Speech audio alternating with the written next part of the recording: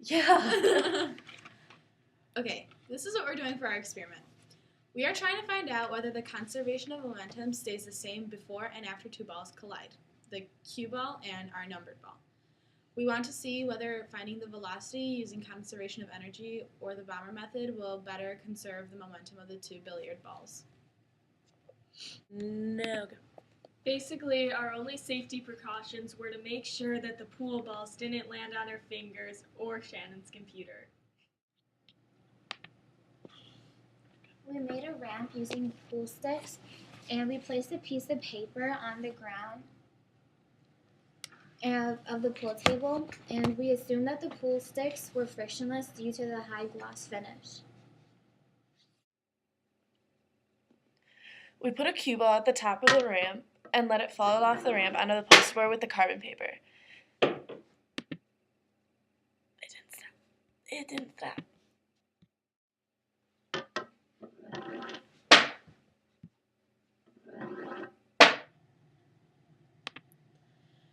Then we drew a line from the bottom of the table directly perpendicular to the average distance.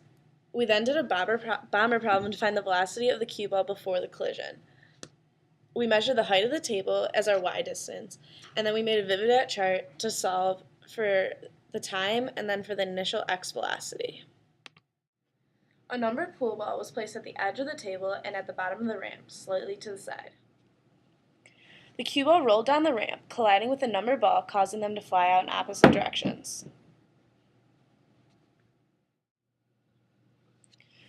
We did 3 trials, then measured the distance of the landing for each pool ball and averaged the distance. Go. Now? Yes. We drew a line to the average distance on each side. Then found the angle of the line made with a straight line made from the cue ball before the collision.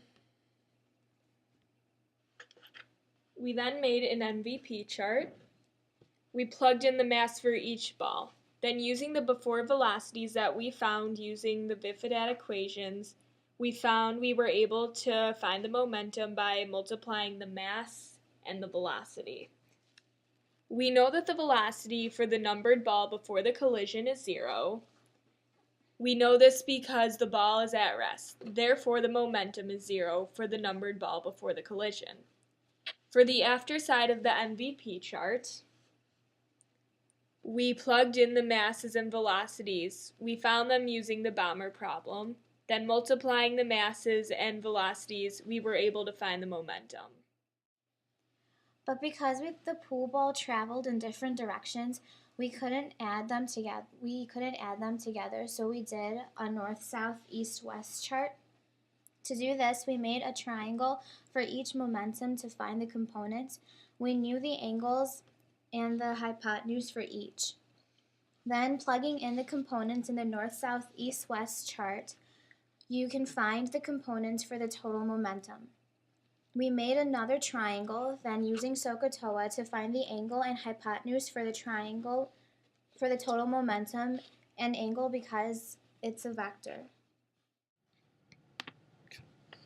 For our second procedure, we did conservation of energy. To do this, we made a PEKETE chart.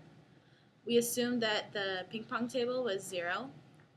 We found the height of the ramp at point A, which is the starting point at the top of the ramp. We made point B the end of the ramp at 0 because that is the point of collision. The potential energy at point A we calculated by MGH. To find the velocity, we used 1/2 mv squared, where the velocity at point A is 0 because it is at rest. The heat is 0 because we assumed that the pool cues and the balls were frictionless. Okay. The total energy equals the potential energy. At point B, we found the potential energy using MGH. The height is 0, so the PE is 0. Using KE equals 1/2 mv squared is equal to the TE, we found that the velocity is 1.8 meters per second at point B. I should have said balls. Well, you just said So we decided to do the bomber problem to find the conservation of momentum because we felt that it was more reliable than the conservation of energy problems. So yeah. Oh, our total momentum before the collision was 0.187 kilograms meter per second, and then after the collision, it was 0.216 kilograms meters per second at 3.1 degrees south of west. So our momentum wasn't conserved, and there might be some errors, and here they are. Some possible errors in our experiment are that our measurements could have been off because we had to use a yardstick and convert it to meters because there might have been some conversion error. Sorry. Also, we chose to ignore the friction, though there might have been slight friction because the cue ball and the number ball both had they were both really glossy, and so were the pool sticks. So we chose to ignore the friction.